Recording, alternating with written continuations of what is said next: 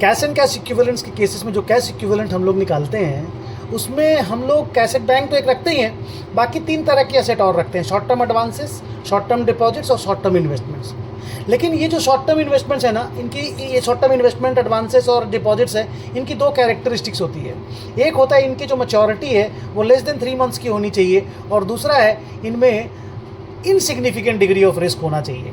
मतलब ये कि हमको मालूम रहना चाहिए कि हमको मैच्योरिटी के वक्त कितना पैसा मिलेगा, वो ऊपर नीचे नहीं होना चाहिए। तो कहने का मतलब ये हुआ कि अगर आपके पास इक्विटी शेयर का इन्वेस्टमेंट है जो आपने भले 15 दिन के लिए किया हुआ है, 15 दिन के लिए, लेकिन जब आप बेचोगे तो आपको कितना पैसा मिलेगा ये नहीं मालूम, तो वो कैश इक्विवेलेंट नहीं बनेगा, बिकॉज वो दोनों कैरेक्टरिस्टिक पूरी नहीं कर रहा है। लेस देन 3 मंथ वाली तो कर रहा है, पर degree of risk is significant because उसका मार्केट प्राइस कुछ भी ऊपर नीचे हो सकता है। तो कहने का मतलब ये है कि कैश इक्विवेलेंट बनने के लिए 2 कैरेक्टरिस्टिक का फुलफिल होना ज़रूरी है, life less than 3 months and there should be insignificant और ऑलमोस्ट 0 डिग्री ऑफ रिस्क। इसीलिए short term, very very short term investment in equity share भी कैश इक्विवेलेंट नहीं बनता।